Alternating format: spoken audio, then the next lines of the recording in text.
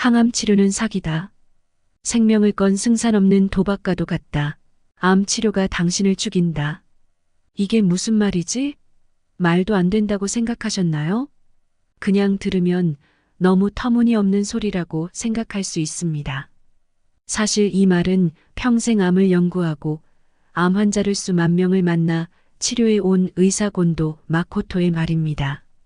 우리는 누구나 나이가 듭니다. 그리고 필연적으로 겪을 수밖에 없는 일들이 나타나지요. 암도 그 중에 하나일 것입니다. 한국인의 사망 원인 1위가 암이라고 합니다. 그만큼 그냥 지나칠 수는 없는 일인데요. 내가 아니더라도 나이 드신 부모님 또는 주변 사람이 있다면 한 번쯤 소식을 듣게 됩니다. 그렇게 어떤 치료를 선택하는 것이 좋을지 고민하곤 하지요. 그런데 암 치료의 권위자인 곤도 마코토의 말에 따르면 항암 치료는 하지 말라고 합니다. 암에 걸리면 항암 치료를 받아야 한다는 통념과는 달라 놀라운데요. 물론 치료를 하지 말고 그냥 놔두라는 그의 말은 환자나 가족에게는 심리적 괴로움을 안겨줄 수 있습니다. 하지만 우리는 우리의 선택에 대해 잘 생각해 볼 필요가 있습니다. 지금까지 항암 치료에 의문을 가졌거나 치료를 그만두고 싶지만 망설이고 있는 사람들에게는 새로운 시각을 선사하는 계기가 되어줄 것입니다. 그렇다면 암에 걸린 사람들은 그저 죽음을 기다리기만 해야 하는 걸까요? 그렇지 않습니다. 곤도 마코토는 항암 치료를 하지 않고도 삶의 질을 높이며 치유를 해나가는 방법에 대해서도 말해줍니다. 그가 주장하는 것은 결국 우리 몸에 생긴 병은 의사를 100% 신뢰하기보다는 스스로도 생각해보고 치료법을 판단해 선택해야 한다는 것입니다.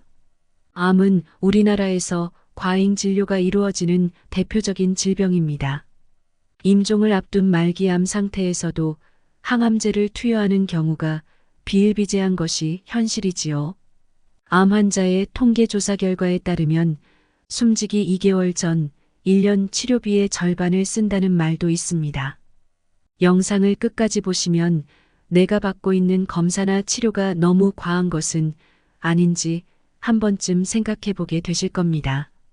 더불어 노후가 되면 어떤 선택을 하는 것이 죽음을 앞두고 슬기롭게 대처하는 방법인지 알아가실 수 있으실 겁니다. 오늘은 곤도 마코토의 책 의사에게 살해당하지 않는 47가지 방법을 통해 암에 어떻게 대처하고 노년에 드는 병에는 어떤 선택이 좋을지 생각해보는 시간을 가져보겠습니다. 듣기 전 구독과 좋아요, 알림 설정은 영상 제작에 큰 힘이 됩니다. 나는 의사임에도 불구하고 지금까지 의학계 사람들이 싫어하는 말만 해왔다. 암은 절제하지 않아야 낫는다. 항암제는 효과가 없다. 건강검진은 백해무익하다. 암은 원칙적으론 방치하는 편이 좋다. 건강을 끔찍히 여기는 대부분의 사람들은 이렇게 생각한다. 병원에 가면 의사가 어떻게든 해줄 거야. 병에 대해서는 의사가 전문가니까 병을 예방하고 치료하는 방법도 잘 알고 있을 거야. 사람들 대부분이 이렇게 별 생각 없이 의사를 믿고 따르기 때문에 죽을 뻔한 경험이 있더라도 다시 의사를 찾는다. 그런데 의사는 정말로 당신의 병을 예방하거나 고쳐주는 것일까? 의사인 내가 답을 말하기가 거북하지만 답은 아니다이다. 감기, 두통, 고혈압, 고지혈증, 부정맥, 암 등 질병의 90%는 의사에게 치료를 받는다고 해도 낫거나 회복이 빨라지지는 않는다. 게다가 부작용이나 후유증 위험이 있다. 대부분의 암은 치료할수록 생명이 단축된다. 암의 90%는 치료하는 것보다 그냥 방치하는 편이 건강하게 더 오래 살 수 있다. 나는 20년 동안 150명 이상의 암 방치 환자를 지켜봐왔다. 굳은 암종이라도 몇 개월 만에 사망한 경우는 단 한 사람도 없었다. 평소대로 생활하면서도 3년에서 길면 9년 동안 살다가 사망한 환자들도 몇 명이나 된다. 항암제는 맹독이다. 항암제의 효과란 암덩어리를 일시적으로 작게 하는 것일 뿐 암을 치료하거나 생명을 연장하는 데 도움이 되지는 않는다. 그러면 암검진은 어떨까?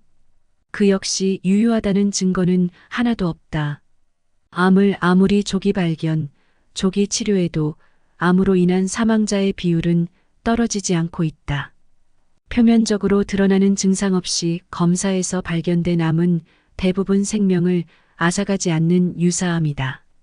진짜 암이라면 이미 전이가 되었을 것이므로 절제 수술이나 항암제 치료를 하는 것은 큰 의미 없다. 암은 될 수 있는 한 방치하는 편이 편안하게 더 오래 살 수 있다. 주변을 둘러보면 병원에서 치료를 받다가 생명을 잃거나 장애가 생기는 일이 드물지 않다는 것을 알 수 있다. 환자들이 죽기 직전까지 겪는 투병의 고통도 이만저만이 아니다.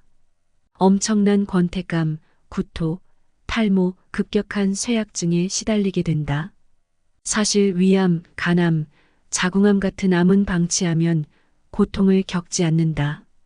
극심한 고통 속에서 죽음을 맞는 이유는 불필요한 암 치료 때문이다. 그런데도 의사들은 찾아온 환자들에게 암은 무서운 질병이니 즉시 치료해야 한다고 속삭인다. 잘 생각해보면 이것은 암에만 해당되는 이야기가 아니다. 건강검진에서 대사증후군이라는 진단을 받고 조깅을 시작했다가 심근경색으로 돌연사하거나 뇌검사에서 동맥류가 발견되어 수술을 했는데 전신마비가 되는 등 병원에서 검사나 치료를 받고 수명이 단축되는 일은 비일비재하다. 어찌 보면 의사들은 환자를 위협해서 돈을 내게 할 뿐만 아니라 환자의 몸을 상하게 하거나 생명까지 잃게 한다. 암으로 고통스러워하다가 죽는 것은 암 때문이 아니라 암 치료 때문이다. 하지만 의사는 무조건 암 때문이라고 말한다. 바로 그 점에 속지 말아야 한다. 기본적으로 자각 증상이 없고 식사도 맛있게 할 수 있다면 의사에게 어디가 좋지 않다는 말을 듣거나 암이 발견되어도 신경 쓰지 않아도 된다. 이때 서둘러 치료를 하게 되면 그만큼 수명이 단축된다. 지금은 의학 정보를 찾아보려고 노력만 하면 책이나 인터넷 등을 통해 손쉽게 정보를 얻을 수 있다. 내가 진짜로 하고 싶은 말은 지금까지 병에 대해서 의사만을 전적으로 믿고 의지했다면 생각을 전환해 볼 필요가 있다는 것이다. 의사를 의심하고 스스로 병에 관해 찾아보고 생각해보는 습관을 들이도록 하자는 것이다. 사람들은 재채기가 나오면 곧바로 병원에 달려가고 의사는 진짜로 감기 기운이 있다는 소견만으로 약을 무더기로 처방한다. 어디 그뿐인가? 혈압을 한번 재볼까요? 아, 혈압이 조금 높군요. 약을 먹는 게 좋을 것 같습니다. 혈당치도 염려되네요. 라며 검사를 줄줄이 권하는 경우도 많다. 환자들은 이런 의사의 말에 친절한 선생님이라며 고마워한다. 그리고 매년 독감 예방 주사를 맞고 건강검진이나 암검사도 규칙적으로 받는다.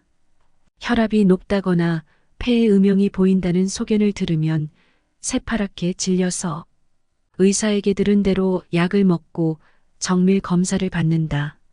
특히 암 진단을 받으면 수술, 항암제 방사선 등의 표준 치료를 의사가 권하는 대로 순순히 받아들인다.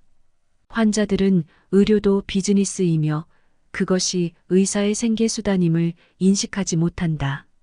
현재 의사들 대부분은 병자를 가능한 한 늘려서 병원으로 끌어들이지 않으면 살아남을 수 없다. 한마디로 의사의 감언이설에 넘어가는 당신은 의사의 봉인셈이다. 의사의 말을 절대적으로 신봉해서는 안 된다. 40년 동안 의사로서 일을 해온 내가 무엇보다 자신있게 말할 수 있는 것은 병원에 자주 갈수록 약이나 의료행위로 수명이 단축되기 쉽다는 사실이다. 의사를 찾아가면 갈수록 검사를 자주 하게 되고 그 결과 이상이 발견되어 약을 먹거나 수술을 하게 된다. 암이 발견되면 수술, 항암제 그리고 방사선이 표준 치료 방식이라는 말로 다짜고짜 소중한 위나 자궁을 잘라내거나 죽을 만큼 고통스러운 항암제 치료를 하게 된다.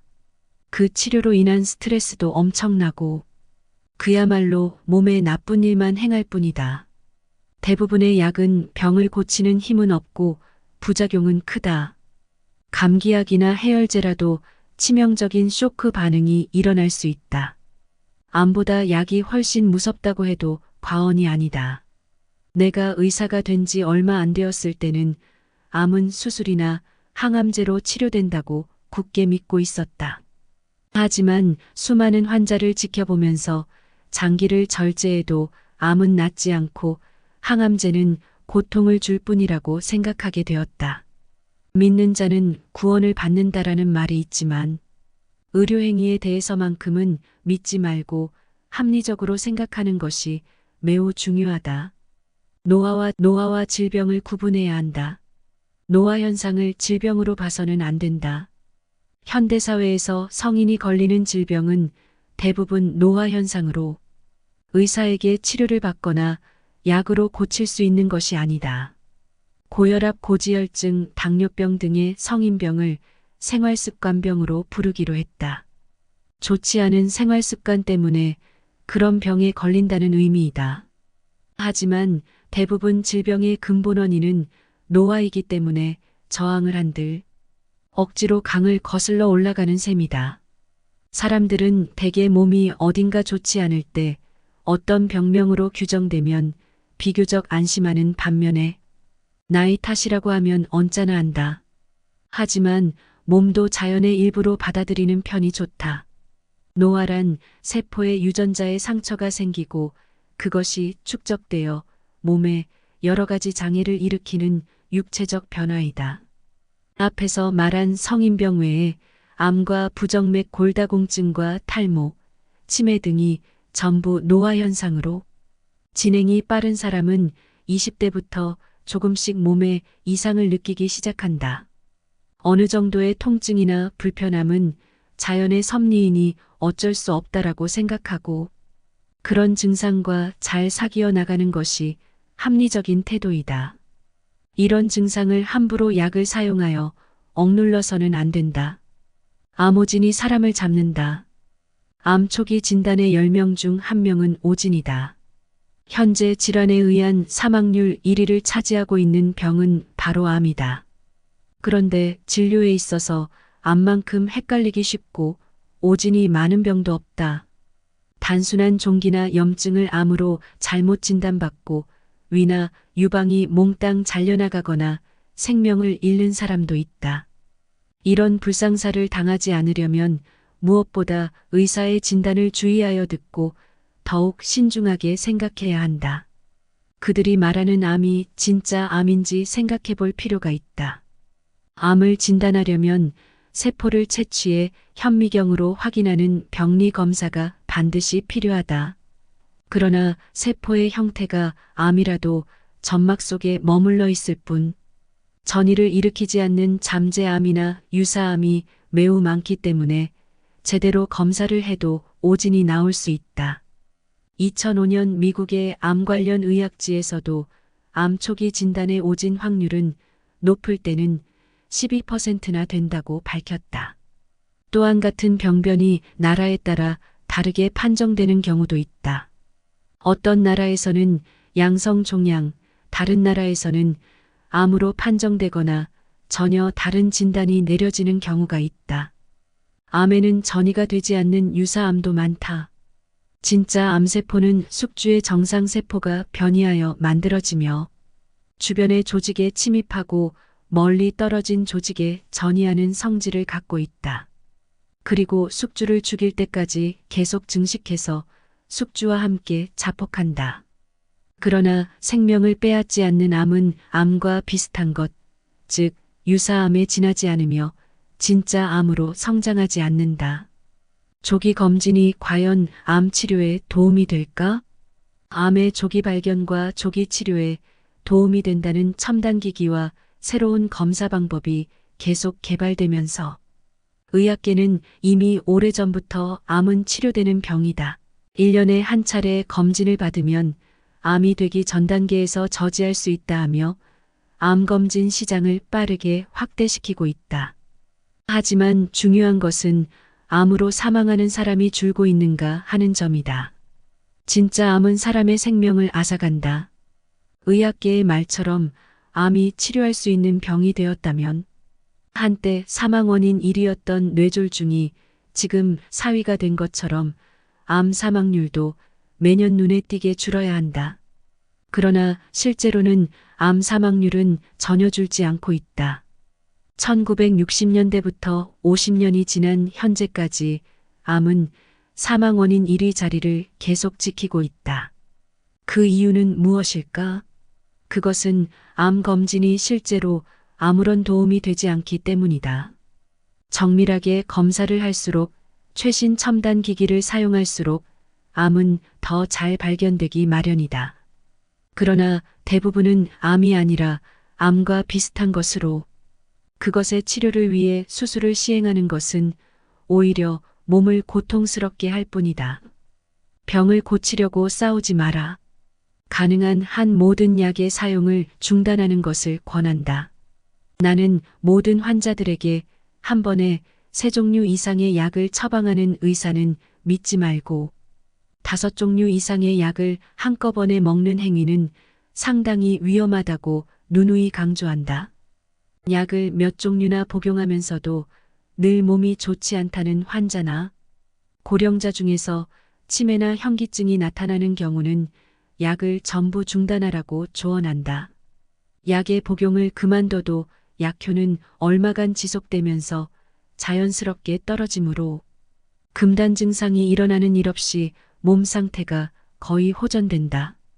약은 독이다. 모든 약에는 부작용의 위험이 있다. 소량을 단기간 복용하는 정도라면 간이나 신장이 약의 독성을 처리해주는 경우가 많지만 약의 복용이 습관화되면 틀림없이 부작용이 나타난다. 암이 발견되면 가장 걱정되고 궁금한 것은 앞으로 내가 몇 년 더 살 수 있을까 하는 점이다. 암이 재발했거나 전이가 되었다면 더더욱 그럴 것이다. 최근에는 암으로 인한 시한부 선고가 유행하는 듯하다. 하지만 다행스럽게도 의사가 말하는 환자의 여명 진단은 믿을 것이 못 된다. 난 늘 환자에게 말한다. 전이가 되었어도 암에 의한 자각 증상이 없으면 당장 죽지는 않습니다. 바로 죽는 경우는 항암제 치료나 수술을 받았을 때뿐입니다라고 설명한다. 이에 폐암이 전이된 환자는 늑골과 폐의 통증이 심할 때만 방사선 치료를 받고 그 외에는 어떤 치료도 받지 않았다. 그리고 3년 9개월을 살다가 평온하게 눈을 감았다. 의사의 시한부 진단을 믿을 수 없는 이유는 다음과 같다. 첫 번째 이유는 암의 성장 속도가 사람에 따라 다르기 때문이다. 암이 발견되었을 때 그것이 크다 해도 오래 사는 사람도 있고 나이가 들수록 무조건 암의 진행 속도가 느려진다고 말할 수도 없다. 두 번째는 암 병소가 사람의 생명을 앗아갈 정도로 성장하려면 의외로 시간이 많이 걸리기 때문이다. 암은 보통 직경 10cm가 되어야 사람을 죽게 할 수 있다. 암세포가 2배가 되는데 걸리는 시간은 평균 2개월 이상이다. 세 번째는 암이 커지면서 성장 속도가 둔화되는 경우가 많기 때문이다. 이것은 진행암뿐만 아니라 조기암에도 나타나는 경향으로 발견되었을 때보다 더 커지지 않는 조기암도 드물지 않다. 여명 진단을 어느 정도 정확히 내릴 수 있는 것은 뇌, 폐, 간 등 중요 장기가 손상되어 기능이 떨어졌을 때다. 또 중요 장기에 전이가 발견되어도 자각 증상이나 기능 부전이 없으면 오래 사는 경우도 있다. 시한부를 예상할 수 있는 것은 체력이 암을 당해내지 못해서 운신을 못하거나 더 이상 일어나지 못하는 경우이다. 병원에 두 발로 멀쩡하게 걸어서 왔는데도 시한부 선고를 내리는 의사에게 자신의 목숨을 그냥 맡겨서는 안 된다. 암은 건드리지 말고 방치하는 편이 낫다. 암과 싸울수록 고통에 시달리다 죽는다. 항암제는 맹독과 같다. 흔히 항암제가 효과가 있다는 것은 암 덩어리를 일시적으로 줄인다는 의미일 뿐이다. 항암제가 효과가 있다는 것은 반드시 암을 치료한다거나 좀 더 살게 된다는 말이 아니다. 암은 대부분 위암이나 폐암, 유방암처럼 덩어리로 이루어진 고형암으로 이런 암에는 항암제가 무의미하다. 즉, 항암제는 고통스러운 부작용과 수명을 단축시키는 효과밖에 없다는 말이다. 나는 20년이 넘도록 150명 이상의 암방치 환자를 지켜봐왔지만 굳은 암종이라도 몇 개월 만에 사망한 사람은 단 한 사람도 본 적 없다. 오히려 평소대로 생활하면서 3년에서 길게는 9년이나 살다가 사망한 사람들은 몇 명이나 된다. 위암, 식도암, 간암, 자궁암과 같은 암은 방치하면 통증 같은 증상으로 고통스러워하지 않아도 된다. 설령 통증이 있더라도 모르핀으로 조절할 수 있다. 고통 속에 몸부림치면서 죽어가는 것은 불필요한 치료 때문인데도 의사들은 새로운 환자나 가족에게 치료는 무서운 것임을 결코 알려주지 않는다. 그렇다면 암 환자의 통증은 어떻게 다스려야 할까? 통증에 대한 공포는 죽음의 공포만큼 엄청나다. 하지만 통증을 잘 조절할 수 있다는 사실을 알면 죽음도 평온하게 준비할 수 있을 것이다. 죽음 직전에 격심한 통증을 일으키는 대표적인 경우는 뼈로 암이 전이되었을 때이다. 전이한 암이 증식해 암덩어리가 커지면 골막이 내부에서 팽창한다. 그로 인한 통증은 환자들에게 고통을 안겨준다. 그러나 그런 통증을 너무 겁낼 필요는 없다. 현재 통증을 없애는 방법이 제대로 확립되어 있기 때문이다. 첫 번째는 진정제를 사용하는 것이다. 그래도 통증이 가시지 않으면 두 번째로는 약한 마취 계열의 진정제를 사용한다. 그것으로도 어렵다면 세 번째로 모르핀을 복용하거나 이를 좌약의 형태로 투여한다. 골전이로 통증이 나타나는 부위가 한 군데인 경우는 방사선 조사로 통증을 극적 완화시킬 수 있다. 이때 방사선은 몸의 일부에만 조사하므로 부작용도 적다.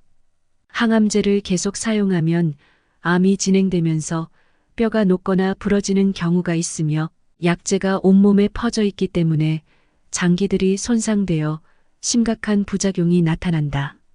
물론 전이된 곳이 여러 군데라면 방사선으로 일일이 조사할 수 없지만 골전이로 인한 통증 치료에 방사선 치료만큼 효과적인 것은 없다. 만약 편안한 죽음을 원한다면 암은 내버려 두는 편이 낫다. 사람들이 이상적으로 생각하는 죽음은 죽기 직전까지 활기차게 생활하다가 단숨에 세상을 떠나는 것이 아닐까? 암은 치료하지 않으면 통증을 조절하고 통제할 수 있고 그 결과 죽기 직전까지 치매에 걸리거나 의식불명 상태가 되는 일 없이 비교적 맑은 정신을 유지할 수 있다. 산책 같은 야외 활동도 포기하지 않아도 된다. 나는 지난 30년 동안 어떻게 해야 암 환자가 가장 고통스럽지 않고 오래 살 수 있을 것인가라는 관점에서 이치에 합당하면서도 환자에게 무리가 되지 않는 진찰 방침을 생각해왔다. 그리고 마침내 암방치요법이라는 결론에 도달했다.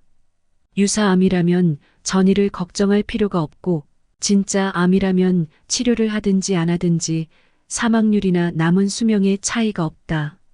그렇다면 암으로 인한 통증이나 기능장애가 나타났을 때 진통 치료 및 방사선 치료 경우에 따라서 외과 수술을 하면 된다.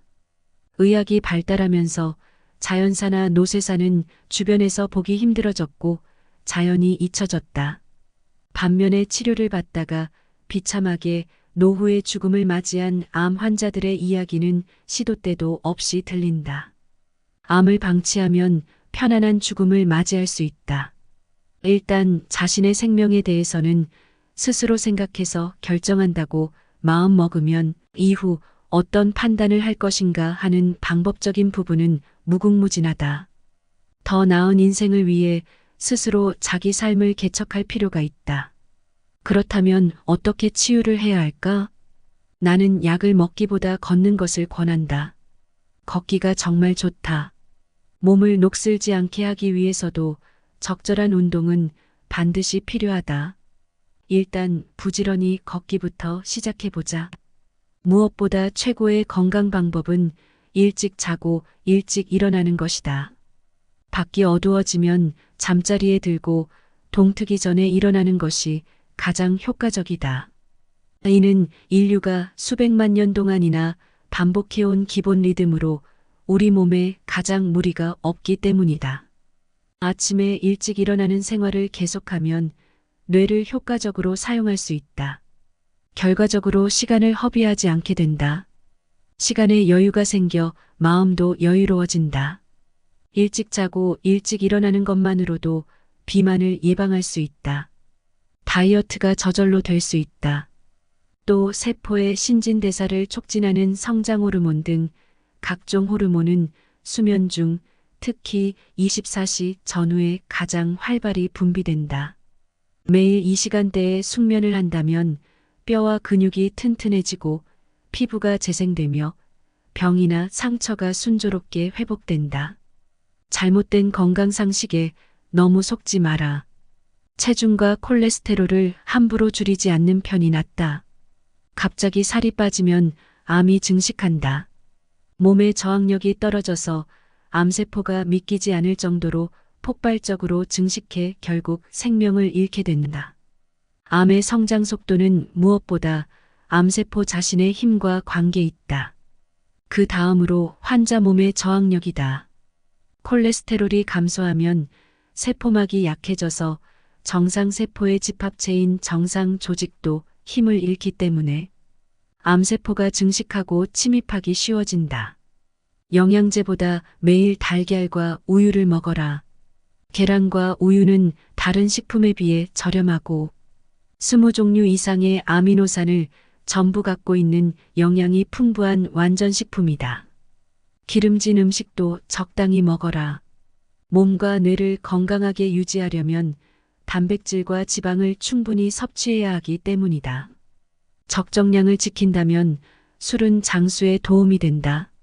술을 마시면 혈관이 확장되어 혈압이 일시적으로 낮아진다. 스트레스로 신경이 곤두설 때 술을 마시면 마음이 편안해지거나 긴장이 풀리는 것도 혈관 확장 효과 때문일 것이다. 물론 과음은 금물이다. 과음은 뇌와 간을 크게 손상시킬 수 있다. 뇌가 위축되면 치매, 기억장애, 우울증으로 이어질 수 있다. 커피를 적당량 마시는 것도 암, 당뇨병, 뇌졸중 예방에 좋다. 커피를 마시면 간암과 대장암에 걸릴 위험이 감소한다. 암에 걸리고 나면 대부분의 사람들은 당황하고 만다. 몸이 아무래도 이상해서 검사를 받았더니 느닷없이 진행암 선고를 받았다는 일도 인생에서는 충분히 일어날 수 있다. 그렇기에 평온하게 살 것인지 아니면 병과 싸울 것인지 미리 잘 생각해 보는 편이 좋다. 생존율은 어떤 경우든 확실한 보장을 할 수는 없다. 따라서 말기에 여러 증상이 나타나더라도 평온하게 삶을 마무리할지 표준 치료를 받아들여 고통스럽더라도 좀 더 살 수 있을지도 모르는 방법을 택할지 미리 생각하고 가족과 함께 이야기하는 것이 좋다. 당신은 어떻게 죽고 싶은가? 현대사회에서 자신의 집에서 생을 마감할 수 있는 사람은 소수에 불과하다. 쓰러져도 그냥 놔둘 것, 옆에 오지도 말 것. 이것은 내가 작성해서 가족에게 건네둔 사전의료의 향서의 요지이다. 밖에서 쓰러지면 보통은 곧바로 응급실로 실려간다. 뇌출혈이라면 의사는 머리를 열고 혈관을 묶어 지혈한 다음 혈전을 제거한다. 심근경색이라면 심장혈관의 가능관을 삽입하고 막혀있는 혈전을 약으로 녹인다. 자력으로 호흡할 수 없는 경우는 기관에 관을 넣어 인공호흡기에 연결한다.